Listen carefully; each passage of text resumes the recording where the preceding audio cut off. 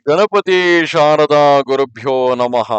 ತ್ವಮೇವ ಮಾತಾ ಚ ಪಿತಾ ತ್ವಮೇವ ತ್ವಮೇವ ಬಂಧುಶ್ಚ ಸಖಾ ತ್ವಮೇವ ತ್ವಮೇವ ವಿದ್ಯಾ ದ್ರವಿಣಂ ತ್ವಮೇವ ತ್ವಮೇವ ಸರ್ವಂ ಮಮ ದೇವ ದೇವ. ಶ್ರೋತೃಗಳಿಗೆ ಶ್ರೀ ಶಿವಪುರಾಣದ ಕೋಟಿ ರುದ್ರ ಸಂಹಿತೆಗೆ ಸ್ವಾಗತ. ಹಿಂದಿನ ಅಧ್ಯಾಯದಿಂದ ಕಾಶಿಯ ಕಾಶಿಯನ್ನು ಭಗವಂತನು ಪ್ರಳಯ ಕಾಲದಲ್ಲಿಯೂ ತ್ರಿಶೂಲದ ಮೇಲೆ ಧರಿಸಿರುವ ವಿಚಾರವನ್ನು ತಿಳಿದು ಮುಂದೆ ವಾರಾಣಸಿ ಹಾಗೂ ವಿಶ್ವೇಶ್ವರನ ಮಹಾತ್ಮೆಯನ್ನು ಈ ಭಾಗದಲ್ಲಿ ಕೇಳಲಿದ್ದೇವೆ. ಸೂತ ಪುರಾಣಿಕರು ಹೇಳುತ್ತಾರೆ, ಮುನೀಶ್ವರರೇ, ನಾನು ಸಂಕ್ಷೇಪವಾಗಿ ವಾರಾಣಸಿ ಮತ್ತು ವಿಶ್ವೇಶ್ವರನ ಪರಮ ಸುಂದರ ಮಹಾತ್ಮ್ಯವನ್ನು ವರ್ಣಿಸುವೆನು. ಮನಸ್ಸಿಟ್ಟು ಕೇಳಿರಿ. ಒಮ್ಮೆ ಪಾರ್ವತೀ ದೇವಿಯು ಲೋಕಹಿತದ ಕಾಮನೆಯಿಂದ ಬಹಳ ಪ್ರಸನ್ನತೆಯಿಂದ ಭಗವಾನ್ ಶಿವನಲ್ಲಿ ಅವಿಮುಕ್ತ ಕ್ಷೇತ್ರ ಹಾಗೂ ಅವಿಮುಕ್ತ ಲಿಂಗದ ಮಹಾತ್ಮ್ಯವನ್ನು ಕೇಳಿದಳು. ಆಗ ಪರಮೇಶ್ವರ ಶಿವನು ಹೇಳುತ್ತಾನೆ, ದೇವಿ, ಈ ವಾರಾಣಸಿ ಪುರಿಯು ಎಂದೆಂದಿಗೂ ನನ್ನ ಗುಹ್ಯತಮ ಕ್ಷೇತ್ರವಾಗಿದೆ ಮತ್ತು ಎಲ್ಲ ಜೀವಿಗಳ ಮುಕ್ತಿಯ ಸರ್ವಥಾ ಕಾರಣವಾಗಿದೆ. ಈ ಕ್ಷೇತ್ರದಲ್ಲಿ ಸಿದ್ಧಗಣರು ಸದಾ ನನ್ನ ವ್ರತವನ್ನು ಆಶ್ರಯಿಸಿ ನಾನಾ ವೇಷಗಳನ್ನು ಧರಿಸಿ ನನ್ನ ಲೋಕವನ್ನು ಪಡೆಯುವ ಇಚ್ಛೆಯಿಂದ ಜಿತೇಂದ್ರಿಯರಾಗಿ ನಿತ್ಯವೂ ಮಹಾಯೋಗವನ್ನು ಅಭ್ಯಾಸ ಮಾಡುತ್ತಿರುವರು. ಆ ಉತ್ತಮ ಮಹಾಯೋಗದ ಹೆಸರು ಪಾಶುಪತ ಯೋಗವಾಗಿದೆ. ಶ್ರುತಿಗಳು ಅದನ್ನು ಪ್ರತಿಪಾದಿಸಿವೆ. ಅದು ಭೋಗ ಮತ್ತು ಮೋಕ್ಷರೂಪಿ ಫಲವನ್ನು ಕರುಣಿಸುವುದಾಗಿದೆ. ಮಹೇಶ್ವರಿ, ವಾರಾಣಸಿ ಪುರಿಯಲ್ಲಿ ವಾಸಿಸಲು ನನಗೆ ಸದಾ ಒಳ್ಳೆಯದೆನಿಸುತ್ತದೆ. ಈ ಕಾರಣದಿಂದ ನಾನು ಎಲ್ಲವನ್ನೂ ಬಿಟ್ಟು ಕಾಶಿಯಲ್ಲಿ ಇರುತ್ತೇನೆ. ಅದನ್ನು ತಿಳಿಸುತ್ತೇನೆ, ಕೇಳು. ನನ್ನ ಭಕ್ತ ಹಾಗೂ ನನ್ನ ತತ್ವದ ಜ್ಞಾನಿ ಇವರಿಬ್ಬರು ಅವಶ್ಯವಾಗಿ ಮೋಕ್ಷಕ್ಕೆ ಭಾಗಿಯಾಗುತ್ತಾರೆ. ಇವರಿಗೆ ತೀರ್ಥದ ಅವಶ್ಯಕತೆ ಇಲ್ಲ. ವಿಹಿತ ಮತ್ತು ಅವಿಹಿತ ಇವೆರಡೂ ರೀತಿಯ ಕರ್ಮಗಳು ಇವರಿಗೆ ಸಮಾನವಾಗಿವೆ. ಅವರನ್ನು ಜೀವನ್ಮುಕ್ತರೆಂದೇ ನಾವು ತಿಳಿಯಬೇಕು. ಅವರಿಬ್ಬರು ಎಲ್ಲೇ ಸತ್ತರೂ ಕೂಡಲೇ ಮೋಕ್ಷವನ್ನು ಪಡೆದುಕೊಳ್ಳುವರು. ಇದನ್ನು ನಾನು ನಿಶ್ಚಿತವಾದ ಮಾತಾಗಿ ಹೇಳಿರುವೆನು. ಸರ್ವೋತ್ತಮ ಶಕ್ತಿ ಉಮಾದೇವಿಯೇ, ಈ ಪರಮೋತ್ತಮ ಅವಿಮುಕ್ತ ತೀರ್ಥದಲ್ಲಿರುವ ವಿಶೇಷ ಮಾತನ್ನು ನೀನು ಮನಸ್ಸಿಟ್ಟು ಕೇಳು. ಎಲ್ಲ ವರ್ಣ ಮತ್ತು ಸಮಸ್ತ ಆಶ್ರಮದ ಜನರು ಬೇಕಾದರೆ ಬಾಲಕರಾಗಿರಲಿ, ಯುವಕ ವೃದ್ಧನಾಗಿರಲಿ, ಯಾರೇ ಆಗಿರಲಿ, ಈ ಪುರಿಯಲ್ಲಿ ಸತ್ತು ಹೋದರೆ ಮುಕ್ತರೇ ಆಗುವರು. ಇದರಲ್ಲಿ ಸಂಶಯವಿಲ್ಲ. ಸ್ತ್ರೀಯು ಪವಿತ್ರವಾಗಿರಲಿ, ಅಪವಿತ್ರವಾಗಿರಲಿ, ಕುಮಾರಿಯಾಗಿರಲಿ, ವಿವಾಹಿತೆಯಾಗಿರಲಿ, ವಿಧವೆಯಾಗಿರಲಿ, ವಂದ್ಯೆಯಾಗಿರಲಿ, ರಜಸ್ವಲೆಯಾಗಿರಲಿ, ಪ್ರಸೂತೆಯಾಗಿರಲಿ, ಸಂಸ್ಕಾರಹೀನೆಯಾಗಿರಲಿ ಅಥವಾ ಹೇಗೆ ಬೇಕಾದರೂ ಇರಲಿ, ಈ ಕ್ಷೇತ್ರದಲ್ಲಿ ಮರಣ ಹೊಂದಿದರೆ ಅವಶ್ಯವಾಗಿ ಮೋಕ್ಷಕ್ಕೆ ಭಾಗಿಯಾಗುವಳು. ಇದರಲ್ಲಿ ಸಂಶಯವೇ ಇಲ್ಲ. ಸ್ವೇದಜ, ಅಂಡಜ, ಉದ್ಭಿಜ ಅಥವಾ ಜರಾಯುಜ ಪ್ರಾಣಿಗಳು ಇಲ್ಲಿ ಸತ್ತಾಗ ಮೋಕ್ಷ ಪಡೆಯುವಂತೆ ಬೇರೆ ಎಲ್ಲಿಯೂ ಮೋಕ್ಷ ಪಡೆಯುವುದಿಲ್ಲ. ದೇವಿ, ಇಲ್ಲಿ ಸಾಯುವವರಿಗೆ ಜ್ಞಾನದ್ದಾಗಲಿ, ಭಕ್ತಿಯದ್ದಾಗಲಿ, ಕರ್ಮದ, ದಾನದ, ಸಂಸ್ಕೃತಿಯ, ಧರ್ಮದ ಅಪೇಕ್ಷೆಯೂ ಇರುವುದಿಲ್ಲ. ಎಲ್ಲಿಯವರೆಗೆಂದರೆ ನಾಮ ಕೀರ್ತನ, ಪೂಜನ, ಉತ್ತಮ ಜಾತಿಯ ಅಪೇಕ್ಷೆಯೂ ಇರುವುದಿಲ್ಲ. ನನ್ನ ಈ ಮೋಕ್ಷದಾಯಕ ಕ್ಷೇತ್ರದಲ್ಲಿ ವಾಸಿಸುವವನು ಹೇಗೆ ಬೇಕಾದರೂ ಸಾಯಲಿ, ಅವನಿಗಾಗಿ ಮೋಕ್ಷದ ಪ್ರಾಪ್ತಿಯು ಸುನಿಶ್ಚಿತವಾಗಿದೆ. ಪ್ರಿಯೆ, ನನ್ನ ಈ ದಿವ್ಯ ಪುರವು ಗುಹ್ಯಾತಿ ಗುಹ್ಯವಾಗಿದೆ. ಬ್ರಹ್ಮಾದಿ ದೇವತೆಗಳು ಇದರ ಮಹಾತ್ಮ್ಯವನ್ನು ಅರಿಯಲಾರರು. ಅದಕ್ಕಾಗಿ ಈ ಮಹಾಕ್ಷೇತ್ರವು ಅವಿಮುಕ್ತ ಹೆಸರಿನಿಂದ ಪ್ರಸಿದ್ಧವಾಗಿದೆ.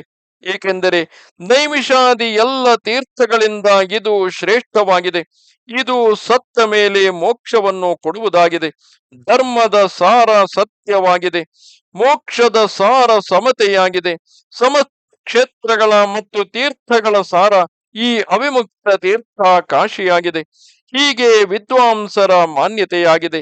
ಇಚ್ಛಾನುಸಾರ ಭೋಜನ, ಶಯನ, ಕ್ರೀಡೆ ಹಾಗೂ ವಿವಿಧ ಕರ್ಮಗಳ ಅನುಷ್ಠಾನ ಮಾಡುತ್ತಾ ಇದ್ದರು ಈ ಅವಿಮುಕ್ತ ತೀರ್ಥದಲ್ಲಿ ಪ್ರಾಣತ್ಯಾಗ ಮಾಡಿದ ಮನುಷ್ಯನಿಗೆ ಮೋಕ್ಷವು ದೊರೆಯುವುದು.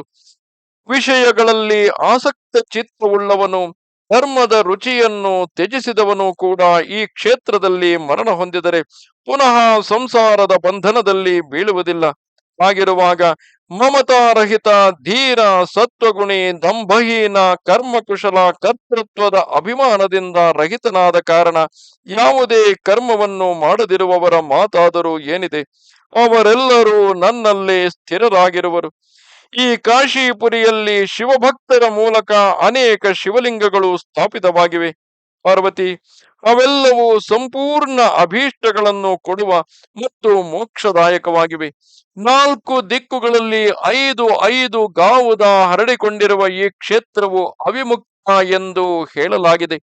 ಅದು ಎಲ್ಲೆಡೆ ಮೋಕ್ಷದಾಯಕವಾಗಿವೆ.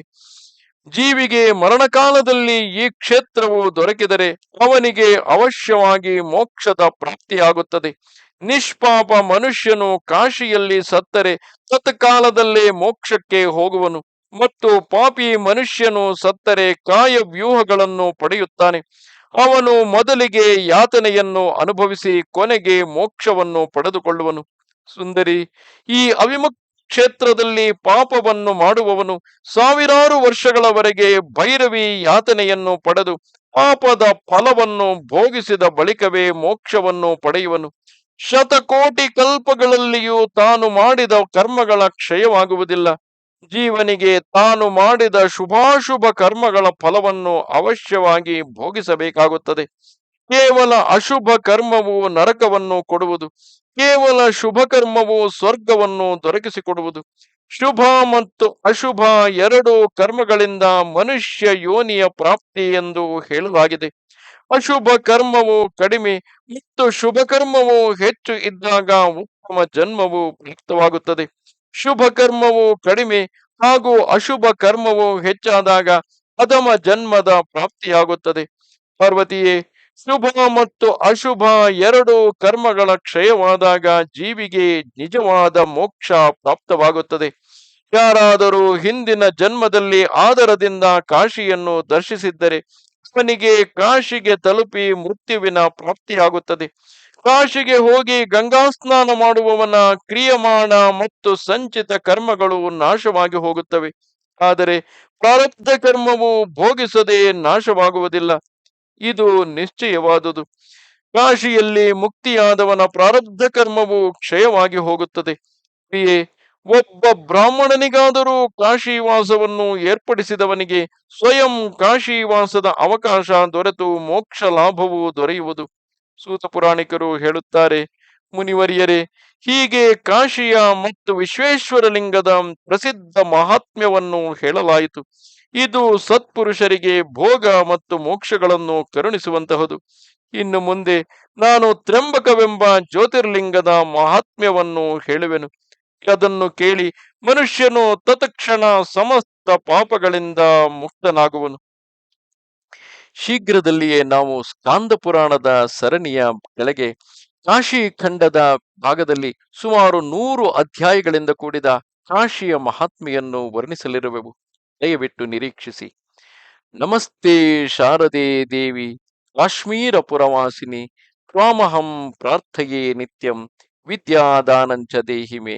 ನಮಸ್ಕಾರ.